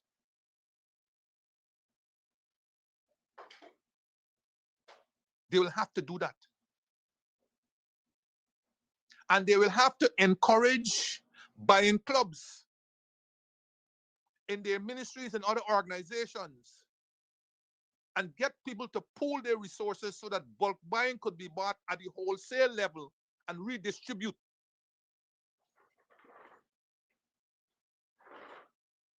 And farmers market mustn't be a thing every now and then. You got pictures of this person going up, waking up early and going and buy some big one, going and buy, and then you put in pictures of them. So I think these are cosmetic things that do nothing for the ordinary person suffering. You have to attack poverty at the root, not the branch. The root, because if you kill the root, the branch and the the body of the tree will die. But you attacking poverty at the branch. You cut a branch body, sunlight, water, rain, everything, the branch gonna grow back. Again, grow back more beautiful, more healthy, and so on. You're not attacking poverty at the root cause of it. And you have to distinguish. Poverty has to be a comprehensive something. Its attack has to be comprehensive. It can't be these one-off ad hoc things that you come up with. When you do something, you take off VAT. You're crowing about, oh, we put in $2 billion into the pocket of consumers. Brother man, you don't put in no $2 billion in the pocket of consumers. You put in $2 billion in the pocket of the producers. That's what you're doing. And you don't seem to understand that is why you always got to cry, and everybody gonna come to you again and say, man, take off more this, but take off more this, but and the producer there behind again the consumer to put pressure on you to take off more taxes. Because the consumer is ignorant of the fact that they're not benefiting. Ignorant of the fact that they're not benefiting. But the producers that behind egging them, yeah, tell them take off the VAT and we can sell it cheaper. Tell them take off the VAT and we can sell it cheaper. And the government now is going to be braced with a situation now where they can't take off any more taxes. They would love to, but it ain't helping the situation. Poverty cannot be tackled from the perspective of how they have done it. In any case, we have done no poverty map in this country. None. We don't know which areas, what, and all these kinds of story. In fact, we seem to be happy in telling people that inflation is 2% and 3% and so on. At the time when we got the resources to do the studies, to do regional inflation, you're paying the same salary that you pay in Georgetown. Let me say you pay a nurse a salary of $120,000, $150,000. You're paying that same nurse in Cameroon $150,000. But guess what? The nurse in Cameroon, if they were to buy a bottle of a 20-pound cylinder of gas, will pay maybe 4 or 5 times more than they pay the person in Georgetown. The person in Georgetown, notwithstanding the fact that they may be getting a salary from government, got other opportunities of making additional monies. The person in Cameroon may not have that possibility. You don't have a poverty map. So how are you going to attack poverty? By telling people you take out VAT from this and take out VAT from that, and you give out house lot?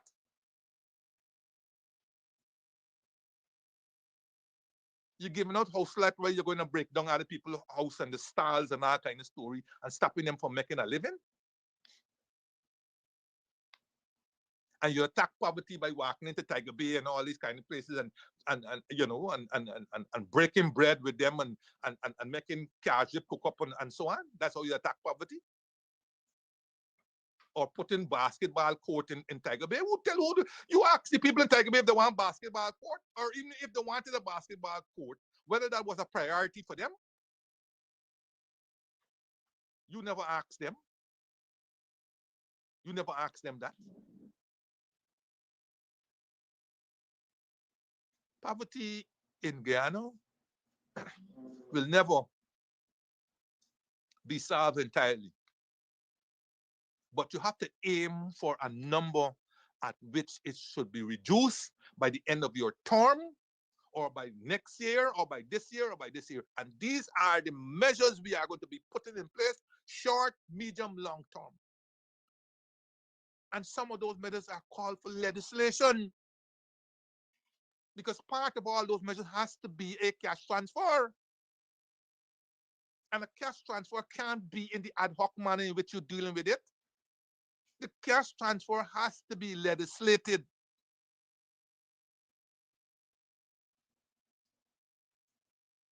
And it has to be targeted, at least in my book, because I've always, contrary to what people have said, they could go and think me, I've never been against cash transfer. I have been against what they call universal cash transfer. I always feel that cash transfers in the context of Guyana should be targeted. And you could determine what will target, what will think, whether it's to the disabled, age, this, that, tarot. It should be given, make certain that children go to school. It should be given to this and that. It should be given to help people build a house or whatever. Targeted. Not against cash transfer. And while I'm here, let me address Flash Garden. I don't know who's this individual. Never met him. He has a regular feature on your thing every day and so on. But he said something Monday that I come here to lecture people. I don't come here to lecture people. I did all my lecturing at university. I taught many, many years at the university. I taught Adult Education Association. I taught Emily Wolf and all these different places. I taught in schools and so on. That's where I do my lecturing and so on. I don't come here to lecture. I don't have to do this. I saw Kidaki in the early days when we didn't have access to the national media and so on, came up with this here. And I don't even remember how I ended up being on this regular feature.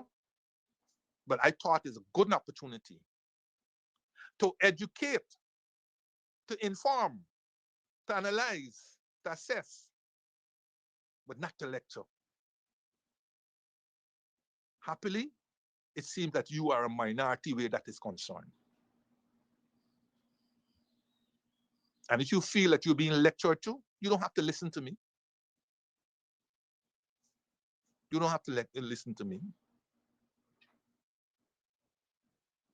And you felt that you were onto something by disclosing your disappointment in Granger and Harmon and Jordan, that they didn't put in cash transfer legislation and they didn't do anything for black people and that.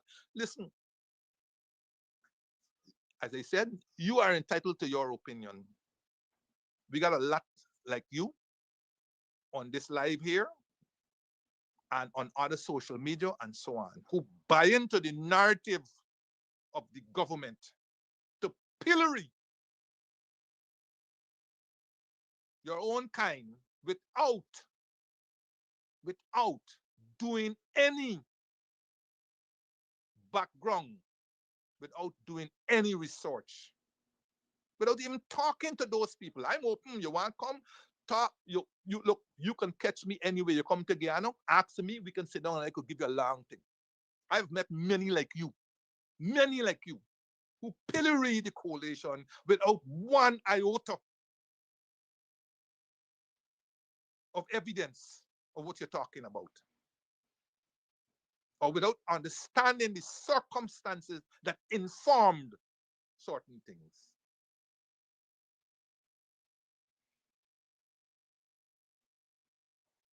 And the moderator of that particular aspect, Dr. Hines, he also, I had to engage on certain matters, especially the issue to do with those villages that we those black villages that we identified for monies to revitalize the agricultural sector. Many of you all laughed and scoffed at Granger when he talked about planting chip. Now you're coming here like if you didn't do it. If you had rallied around, it would have been a different story, but no. Everything to do with coalition or generally people of African descent, you always got a set of people waiting to harass and harangue them rather than encourage them.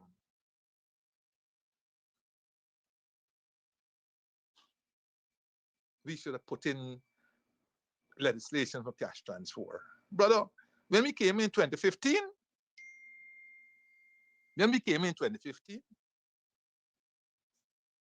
oil had just been found or announced. At that time, it was one, Lisa, with a likely, I think, it's either 400 or 800 million barrels. Lisa. A green government. Majority of the people in the government had no experience. Outside of myself, who had a wide and extensive public service experience, Greenwich, who had ministerial experience before, and Nagamutu, who had some ministerial experience before, the cabinet was largely a set of people, even at the level of experience, wasn't there. So it's always going to be a fight to catch up this steep learning curve and so on. And then you got this oil industry that throw upon you, which everybody knows the most complex industry of industries, thrown upon you with no experience, little money to engage exports and all this kind of thing. And yet in that 3.5 years, because it's 3.5 years we had, when the no confidence motion came in December 2018, all regular government ceased. Run out with if your bumps raise, you're feeling the thing and so. 3.5 years. The fact that we were there in 2020 means nothing. You're in office, but not in power.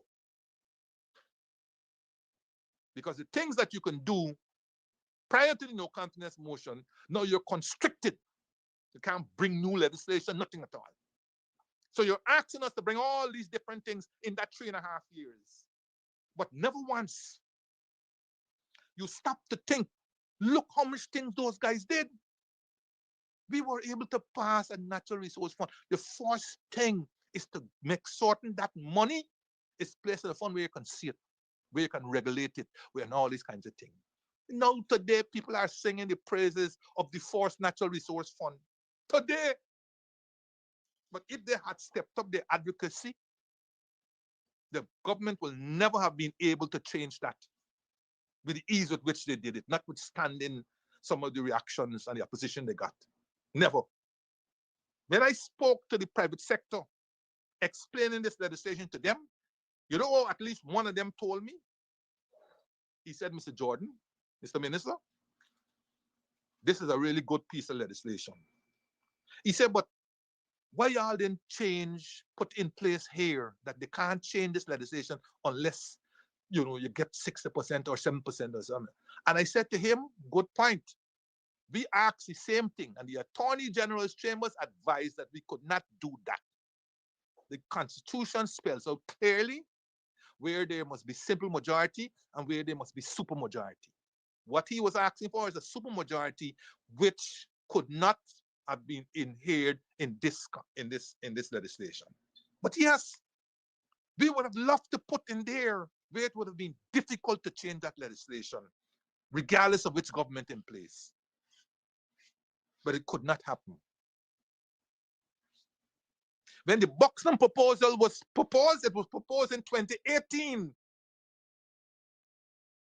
4 months before the no confidence motion came.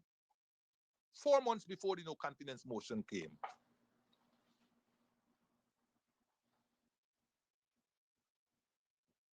And we were working on things like local content legislation, petroleum commission, all those things we did. A government that was green. And as I said then, and I said now, and 1,000 times I would say, we were restricted from doing what we said we want to do in greater terms because nobody told us the state of the sugar industry. Yes, why you don't talk? Because the 40 plus billion dollars that we poured into the sugar industry, an industry which normally would not have been considered to be supporters of the coalition government, what they call a black government. The money that we poured into the sugar industry for the results that we got eventually in 2020 election, I mean, people could say, well, but what are you going to do? You're damn you do, you're damn you don't.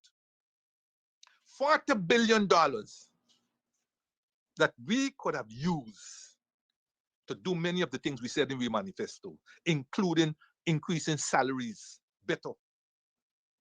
And look at what we did in terms of salaries. Over 70% increase in 3.5 years. Talk if you want to talk, rather than jumping up there, Alan with Granger and Harmon and Jordan. If you want to criticize, go ahead, constructive, and so on. Not because you have a vice given to you by Kidaki or a computer board.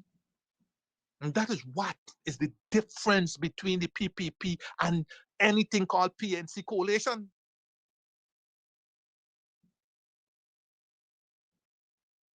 Many of you want to make these sacrifices and left your cushy jobs and go join a government that ain't gonna pay you a quarter of what you were getting.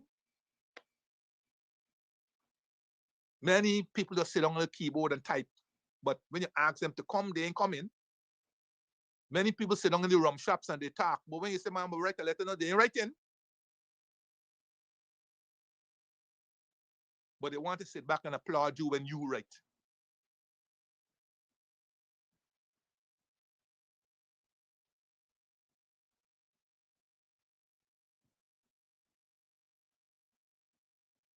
But so be it. So be it. Maybe sometimes I ask myself, what the hell are I doing here anyhow? I could have done what 90% of Granger's cabinet did. Seen, unseen, fade away, hide behind a blind while they're listening to others, or peeping to see what other comments people making, or putting up the hair like Groundhog Day to see where the wind blow and then go back under. We could do all of that. I could have done all of that. All of that. You think Green's cabinet was only Jordan? Green had a cabinet of almost nearly 30 people. Where are they? Where are they? Where are they? You see, you got the Amerindian hostel story today, thing and so on. Ali Kak name getting called. He was the vice president. He was the vice president. He name getting called.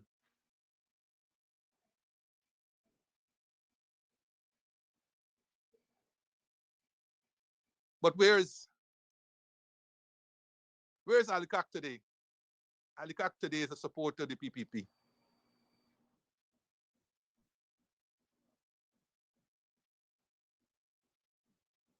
So I ain't got no problem I've always tell people, you see, when Kudaki started this program, he says, I was known as tight-fisted and so on. I tell you, my mother taught me how to stretch a penny. And that's what I did in government, how to stretch the little bit that we had a long way so that as many people as possible can benefit. And what the people who look like us don't seem to understand is that that is not something that are not people in this society wanted. That is not what they wanted.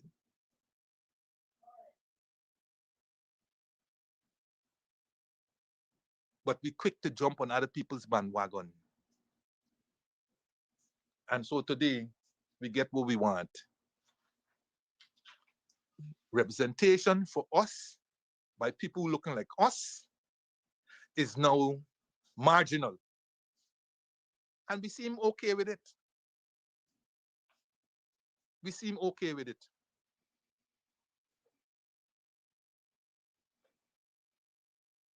Me,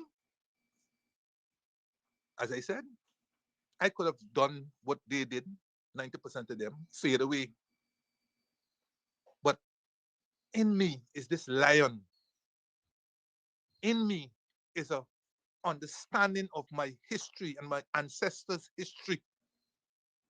In me is a burning desire to see wrongs righted. In me is something that says, somewhere along the line, we as Africans in this country, who built this country, our foreparents who built this country, and were cruelly bypassed by the British colonials. When it came at the end of slavery, we should be collectively assessing our state and our station in life and calling for and uniting in the representation that is needed to bring about a change in that situation. But instead, we falling for the crab dog mentality, the crab in a barrel mentality. And that, my friend, is why particularly the youths are uninterested in joining struggle.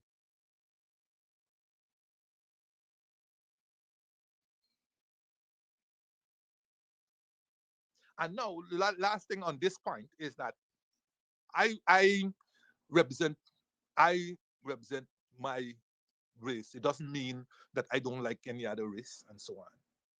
But nobody will represent our race. You can't ask the East Indian to represent empowerment for blacks, for African Guyanese. You can't ask Portuguese from their lofty and elevated positions that they were given long after they came to this country to empower African Guyanese. But at the same time, all those people are integral to the fabric of this country called Guyana.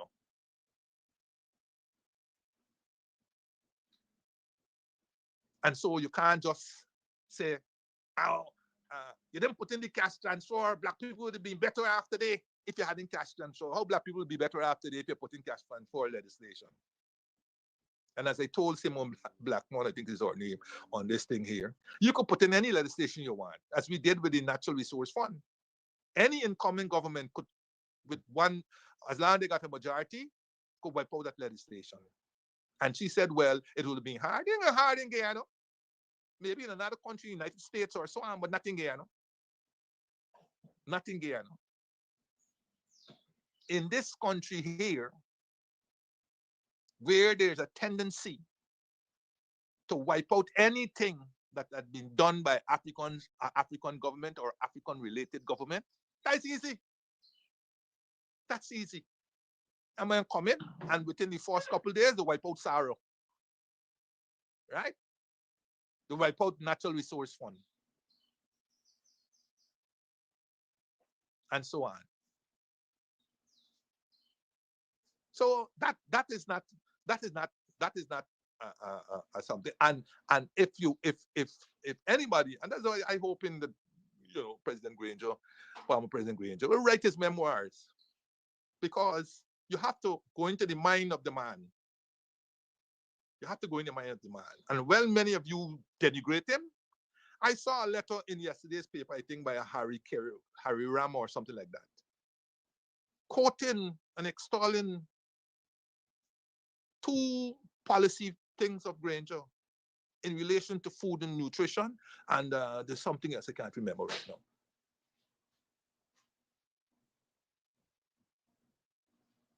If you're going to do an honest assessment, do it.